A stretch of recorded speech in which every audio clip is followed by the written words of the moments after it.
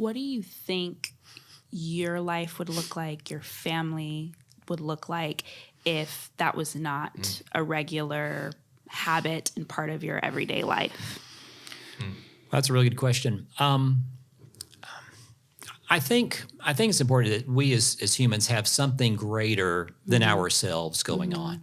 And I think prayer has helped me be aware of that. So when I get up in the morning, I'm thinking, well, we're going to do this today and ball games tonight, and we got to get groceries and all these things that are just kind of the run of life things that we're blessed to be able to do, even from that standpoint. But all things that have to be done. So if you have kind of that regular time that you say, okay, this is, for example, I heard this, I read this in the Bible, I heard this at church. I have a respected friend who told me this thing. So I'm kind of mulling that over in my prayer. Well, what does that look like as a father? What does that look like as a husband? And I can kind of think through how will I then act or think or be.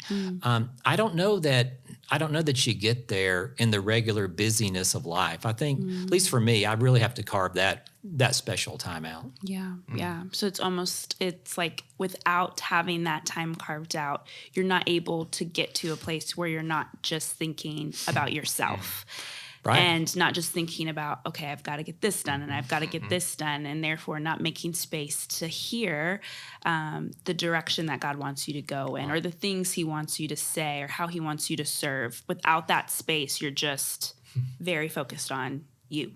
Yeah, that's a really good way to say it, Sophia. I think it's, life gets really tactical once the day starts. And so it's hard to be strategic. It's hard to think, used to work for guys who would say, think lofty thoughts. It's hard to do that when you're right in the middle of doing whatever your occupation or your family situation requires you to. So I think you have to carve that time out, morning, noon, evening. I mean, tons of biblical examples of different ways and times to do that. But I don't get it done unless I make that time.